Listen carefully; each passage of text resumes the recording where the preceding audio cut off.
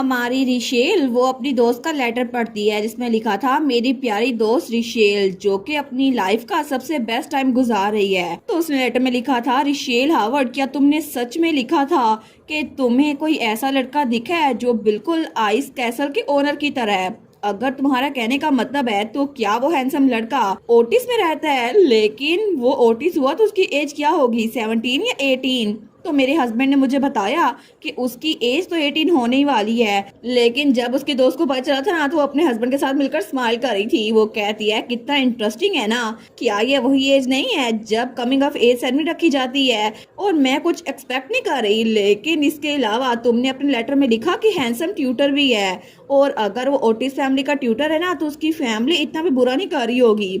तो क्या तुम मुझे उसका नाम बता सकती हो? मैं तुम्हें वेरीफाई करके सब कुछ बता दूंगी।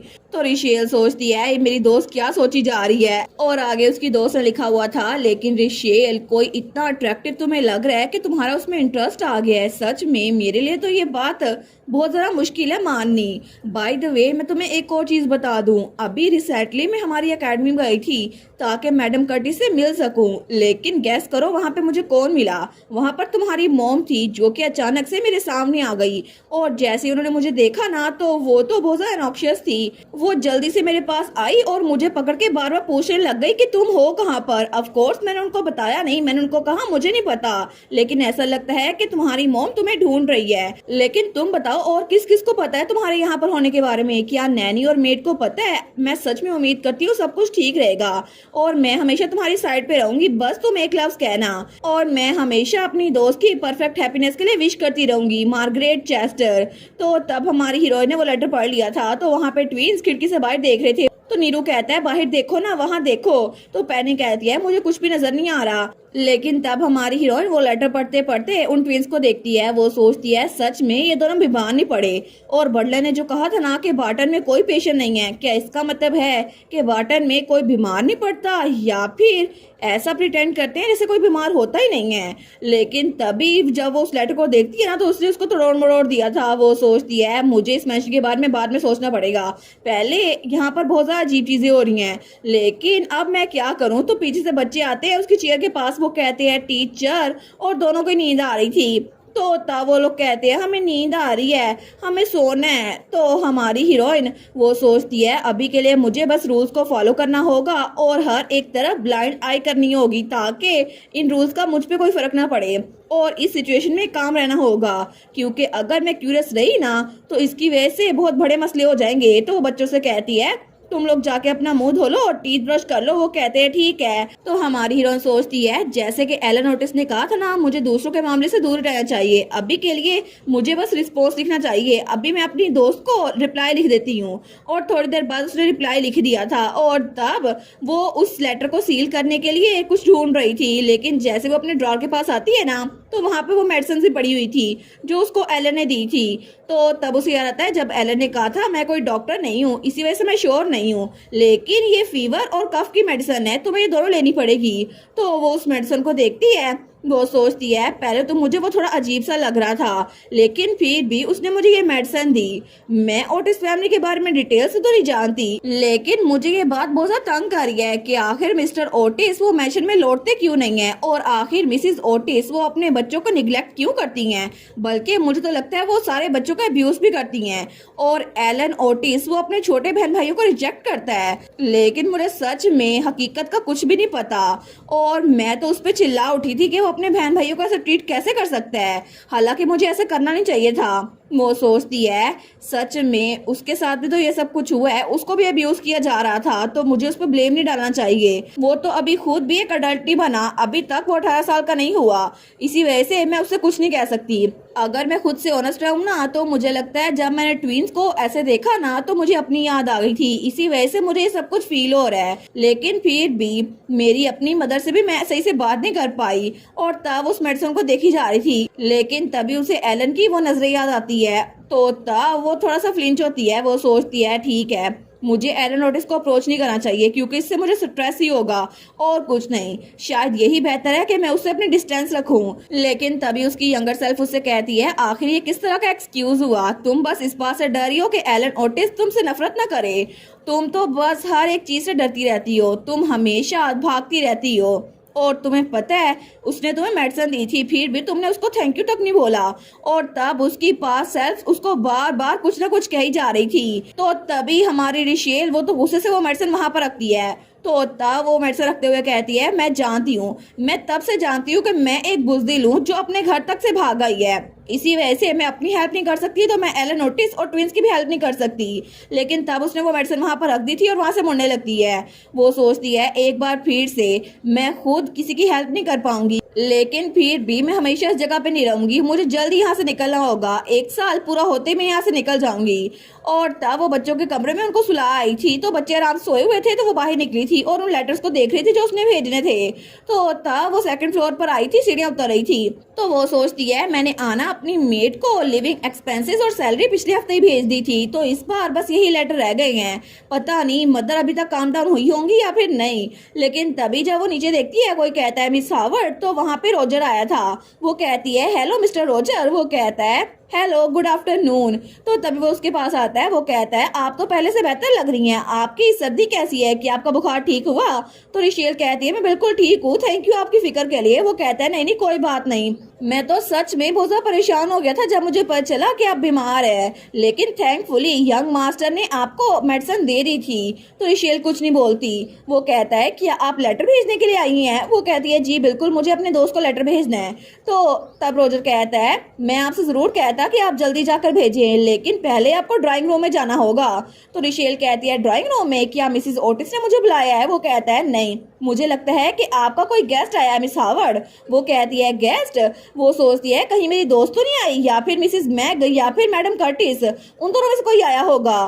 तो तभी रोजर कहता है मुझे लगता है कि वो आपकी दोस्त नहीं है, क्योंकि उनकी एज तो मिसिस ओटिस की तरह लग रही है, ऐसा लगता है कि वो आपकी मदर है। तो हमारी रिशेल जब ये खबर सुनती है ना कि यहाँ पर उसकी मदर आई है, तो तब उसके हाथ से वो लेटर्स वो ही नीचे गिर जाते हैं। वो सोचती है मदर, लेकिन आखिर मेरी मदर यहाँ पर क्या कर रही है?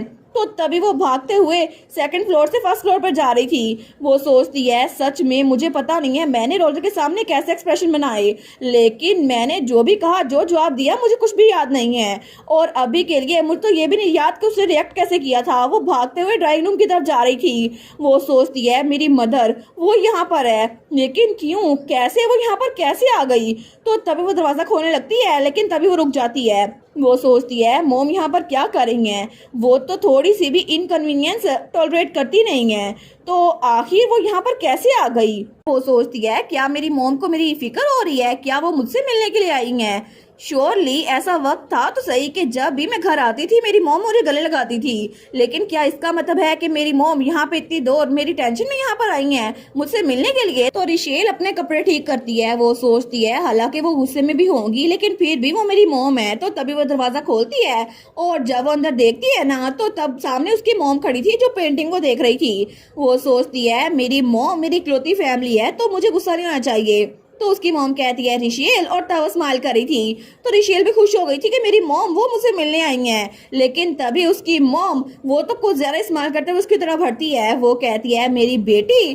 तो रिशेल वहीं पर रुक गई थी। वो सोचती है आखिर मेरी मॉम इतनी ज्यादा हंस क्यों रही हैं, और वो तो मुझे ऐसे वेलकम कर रही हैं जैसे मैं यहाँ पर कोई नोबल लेडी बन गई हूँ, उनकी बेटी नहीं हूँ। तो तभी उसकी पास सेल्फ उसको फिर से कहती है तुम फिर से बेवकूफ बन गई रिशेल हावर्ड, तुम्हारी मॉम तुमसे मिलने के नहीं आई, तुम्हारी उम्मीदें बहुत ज्यादा बुलंद थी। लेकिन तब उसकी मॉम कहती है क्या हुआ है, तुम्हारे सामने तुम्हारी मदर खड़ी है, क्या तुम्हें मुझसे गले नहीं मिलना चाहिए? मैं तो बहुत सरप्राइज थी जब मुझे खबर मिली कि तुम ओटिस फैमिली चली गई हो। लेकिन तब उसकी मॉम उसकी तरफ बढ़ते हुए कहती है क्या तुम्हारा वजन कम हो गया है? और देखो सही, तुम तो बिल्कुल पतली हो गई हो, लेकिन तुम्हें इतना पसीना क्यों आ रहा है? और मुझे लगता है कि तुम्हारा आउटफिट ये भी बिल्कुल मैसी है। लेकिन रिशेल कुछ नहीं बोलती। तो उसकी मॉम कहती है क्या तुम पूरा दिन ऐसे ही रहती हो इन कपड़ों में? आखिर तुम लेडी की तरह एक्ट कब करोगी, स्पेशली यहाँ पर?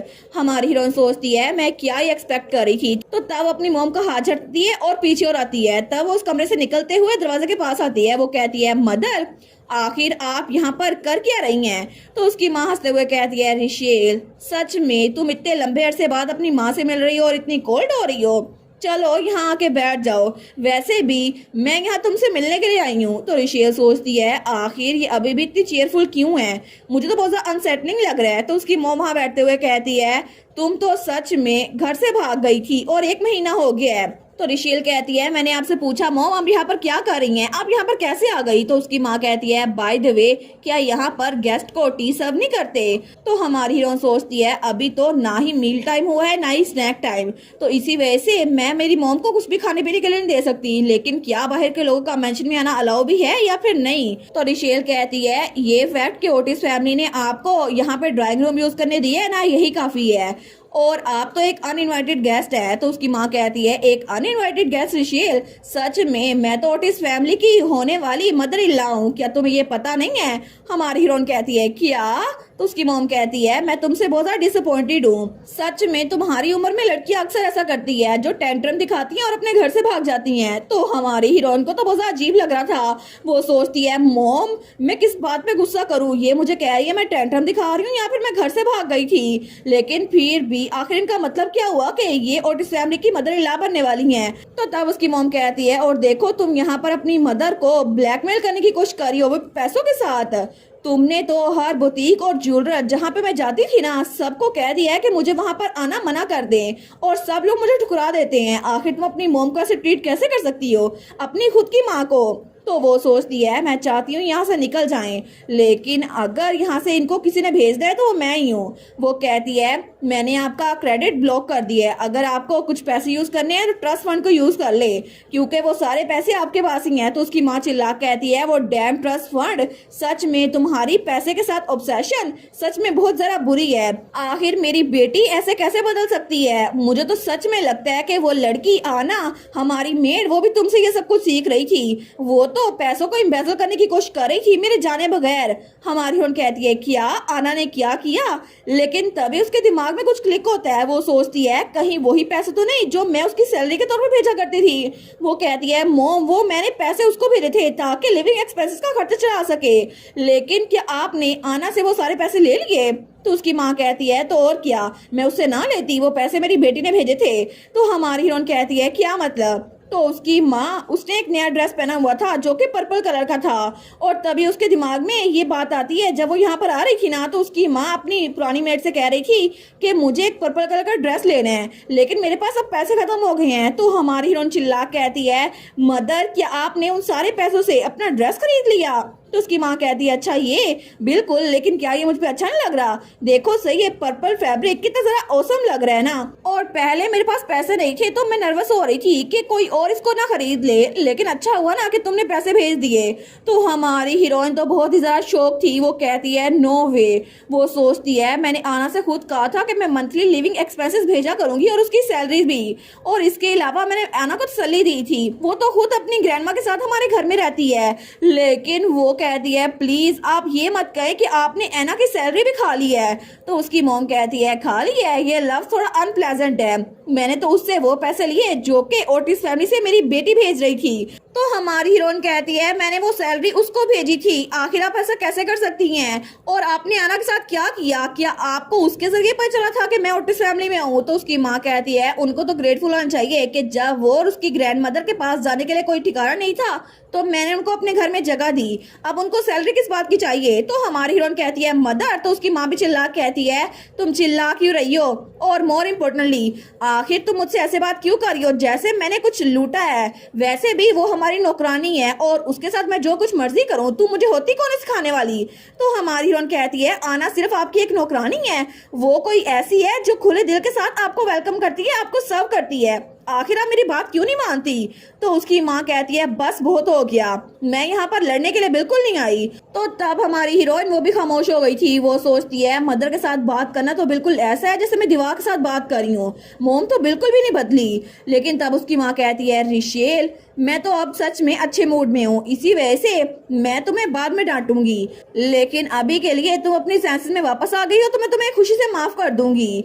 और तब उसकी मॉम कहती है वैसे भी मुझे लगता है कि तुम्हारी आंखें अब तो आसमान पे जा चुकी हैं, तुम तो स्मार्ट लड़की हो। तो तब हमारी हीरोइन कहती है क्या मतलब मॉम, लेकिन तभी उसकी माँ उसके पास आती है और कहती है तुम तो सच में ओटिस फैमिली के साथ रह रही हो।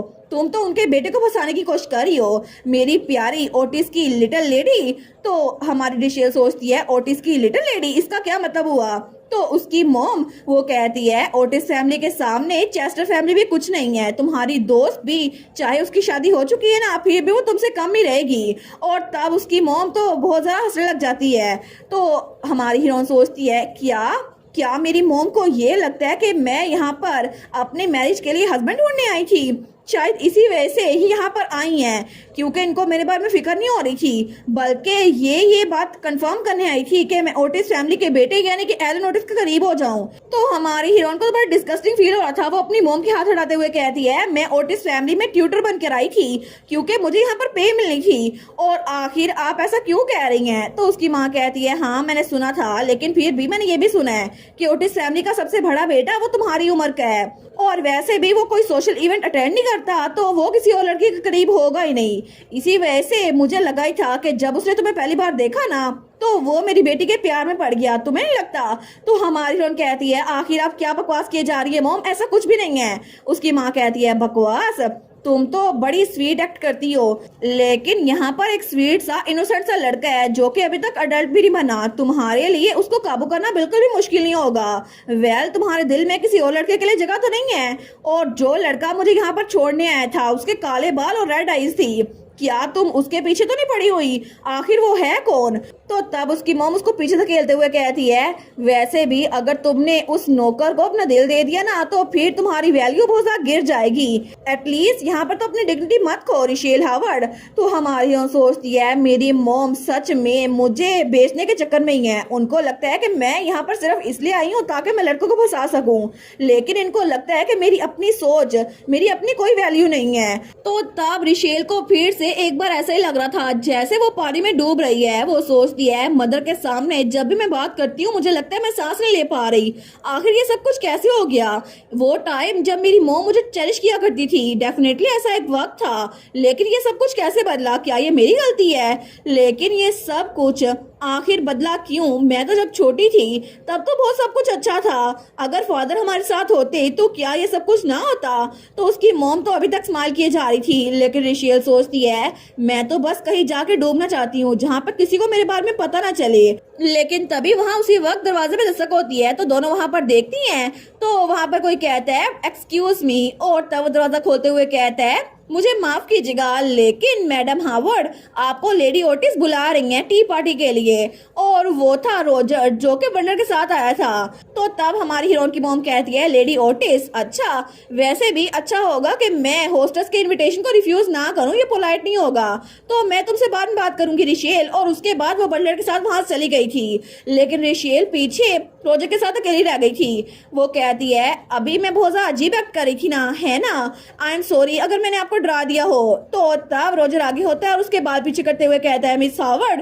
तो रिशेल पीछे होती है, वो कहती है क्या? तो रोजर कहता है आप बिल्कुल भी ठीक नहीं लग रही मिस हावर्ड। क्या आपको ये बात पता है ये कमरा तो मेंशन में सबसे पहले बना था, लेकिन फिर भी इसका डिजाइन मुझे बिल्कुल नहीं अच्छा लगता। जब भी मैं यहाँ पर आता हूँ ना तो मुझे बिल्कुल भी प्लेजेंट नहीं लगता। हमारी उन कहती है अच्छा ये बात है। तो रोजर कहता है बिल्कुल इसी वजह से मैं सोच रहा था क्या ये अच्छा होगा कि आप मेरे साथ बाहर वॉक पे चलें, इस तरह आपका मूड भी फ्रेश हो जाएगा और आपको अच्छा भी लगेगा। तो हमारी हीरोइन सोचती है अभी के लिए मुझे ट्विंस के कमरे में जाना चाहिए, लेकिन अभी मुझे ऐसा लग रहा है जैसे मेरे कंधों पे कोई बोझ है। वो कहती है ऑलराइट मैं आपके साथ चलती हूँ बस थोड़ी देर के लिए। और थोड़ी देर बाद वो लोग बाहर आ गए थे, तो वहां पर हमेशा की तरह बहुत सारा फ्लावर्स थे। तो रोजर आगे बढ़ रहा था और रिशेल पीछे थी, लेकिन तभी वो आसमान को देखती है। तो रोजर कहता है क्या हम यहाँ आकर बैठे? तो वहां पे एक झूला लगा हुआ था। तो रिशेल उस स्विंग को देखती है, वो सोचती है ये झूला ये तो बिल्कुल वैसा है जैसे मेरे फादर के साथ मैं झूला करती थी, लेकिन मेरे फादर ने मेरे लिए ये झूला बनाया था ऐसा ही बिल्कुल। तो तब रोजर कहता है प्लीज यहाँ पर आके बैठे। तो रिशेल वहां पर बैठ जाती है। तो तभी रोजर वो कहता है क्या आप अपनी फैमिली के साथ अच्छी टर्म्स पे नहीं है? तो रिशेल कहती है आपने मेरी मदर के साथ मेरी बातचीत सुन ली होगी है ना? वो कहता है मुझे माफ कीजिएगा मिस हावर्ड, लेकिन जब मैं लेडी ओटिस का मैसेज लेकर आया था ना तो मैंने थोड़ी सी बात सुन ली, इसी वजह से मैं जानबूझ के नहीं सुना चाहता था। और इसके अलावा जब आप चिल्ला के कह रही थी ना मदर, तो आपके एक्सप्रेशन बहुत ज्यादा डार्क थे। तो रिशेल बहुत ज्यादा शर्मिंदा हो गई थी। वो सोचती है आई गेस मैंने इसको ये दिखाई दिया कि मेरी मेरी मॉम के साथ बनती नहीं है। और क्या पता इसने वो बात भी सुन ली हो कि मेरी मॉम एलन के साथ मेरी जोड़ी बना रही थी और इसके साथ भी। लेकिन कितना एम्बैरेसिंग होगा ना। तो तभी रोजर उसको बुलाते हुए कहता है, मिस हावर्ड, क्या मैं आपको एक सीक्रेट बता सकता हूँ? तो रिशेल कहती है, क्या एक सीक्रेट? तो वो स्माइल करते हुए कहता है, जी बिल्कुल, एक ऐसा सीक्रेट जो मैंने पहले कभी भी किसी को नहीं बताया। तो क्या आप सुनना चाहेंगी? और इसी के साथ ये वाला पार्ट यहीं पर ख़त्म। तो आप लोग बताइएगा आप लोग को ये पार्ट कैसा लगा, और वीडियो को लाइक और चैनल को सब्सक्राइब लाजमी कीजिएगा। बाकी वीडियोस का लिंक भी स्क्रीन पर नज़र आ रहा होगा, तो काइंडली उनको भी चेकआउट कर ले। और thank you so much for watching my videos. Stay safe, bye bye.